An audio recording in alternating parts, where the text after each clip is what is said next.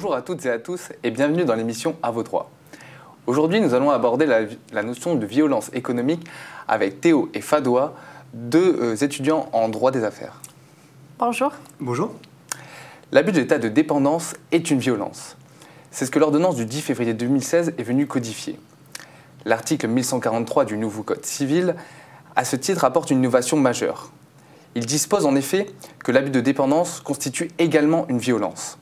L'expression témoigne d'une situation particulière qui, bien qu'assimilable au régime de droit commun de la violence, dispose de conditions d'application particulières.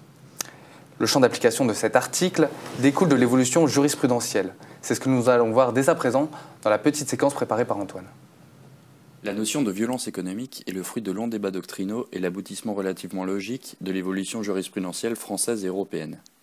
Depuis longtemps déjà, et en particulier depuis un arrêt de la Cour de cassation le 27 avril 1887, les tribunaux ont admis que la violence pouvait découler d'un état de nécessité et entraîner ainsi la nullité du contrat. Cet arrêt portait notamment sur une situation de violence morale dans le cadre d'un sauvetage en mer.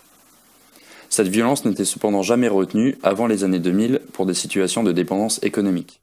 C'est dans un arrêt du 30 mai 2000 que la jurisprudence évolue pour la première fois.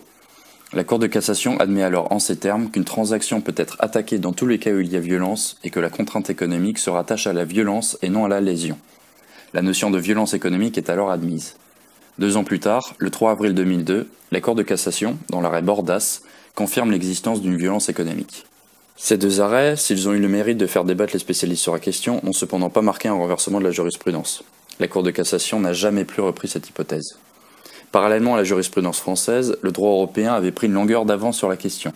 L'article 409 des principes du droit européen des contrats prévoit déjà qu'une partie peut provoquer la nullité du contrat si lors de sa conclusion, son co-contractant tire sciemment un avantage excessif d'une situation de dépendance ou de détresse économique. Dans l'étude d'impact de l'ordonnance du 10 février 2016, l'objectif était assumé, harmoniser le droit français au droit européen. On comprend désormais mieux l'évolution de la notion de violence. Le nouveau dispositif est bien plus large et n'est pas uniquement dévolu à la dépendance économique. En effet, toutes les hypothèses de dépendance y sont visées, ce qui permet notamment la protection des plus vulnérables, mais aussi des rapports des entreprises entre elles.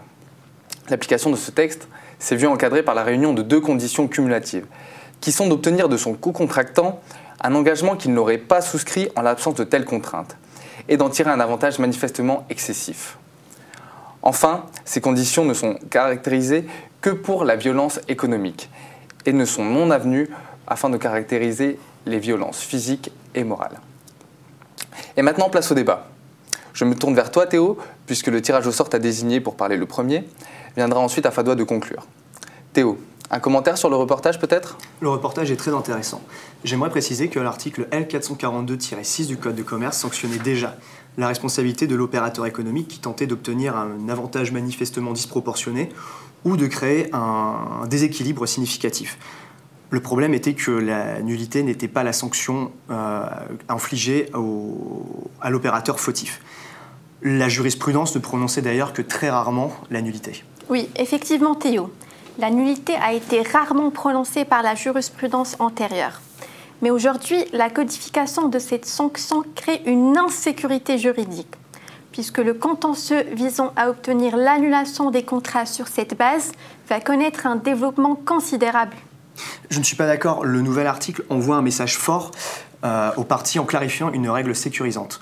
La réforme du droit des contrats a comme pierre angulaire l'équilibre, comme en témoignent les articles relatifs à l'imprévision ou bien même à la lésion. Ici, l'événement fondamental est l'état de dépendance. Oui, mais c'est quoi un état de dépendance ? Un état de dépendance implique d'être sous l'aile d'autrui, en droit ou en fait. Songeons à une personne qui soit menacée d'un plan de licenciement. Situation exploitée par son employeur qui tente de lui imposer un contrat totalement déséquilibré. Le domaine d'application est large et ne s'applique tout simplement pas uniquement aux acteurs de réseau de distribution. Fadoua, quel est ton avis sur la notion de dépendance économique ? Alors, la notion de dépendance économique est difficile à appréhender. En effet, la réforme ne définit pas le standard de la preuve d'un tel état de dépendance. Par conséquent, on ne sait pas quelle preuve doit être rapportée. Une preuve d'ordre économique, notamment les chiffres d'affaires des parties ou encore leur part de marché, comme on doit de la concurrence, ou plutôt des preuves subjectives, notamment toute preuve de nature psychologique.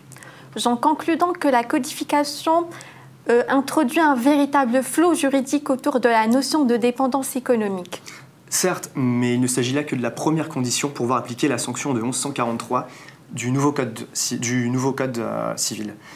En réalité, cette condition révèle 2 critères. Tout d'abord, l'abus du co-contractant qui, effectivement, prend en compte l'état de dépendance de la partie faible, et la conséquence est l'obtention d'un avantage manifestement excessif. Ce cumul de conditions permet, d'éviter à une partie qui tenterait de se soustraire à ses obligations, donc tout simplement un abus, et tout simplement la deuxième raison, c'est de permettre au juge de prendre en compte toutes les circonstances qui encadrent le litige. L'émission touche à sa fin. Fadoua, un mot pour conclure ? Alors oui, pour conclure, les effets de cette codification ne sont pas toujours adaptés aux exigences du marché. Prenons notamment l'exemple d'une dépendance positive, où une société a été spécialement créée pour répondre aux besoins exclusifs d'une autre société. De plus, les effets de cette codification peuvent même être attentatoires à la stabilité des relations commerciales. Je pense notamment à toutes les grandes sociétés qui vont devoir écarter des négociations de potentiels partenaires fragiles pour éviter que le contrat ne soit par la suite remis en cause pour abus d'un état de dépendance. Merci à tous les deux. Merci à vous de nous avoir suivis. Reste désormais à voir l'interprétation qui en est faite par les juges et l'application concrète de cette nouvelle notion.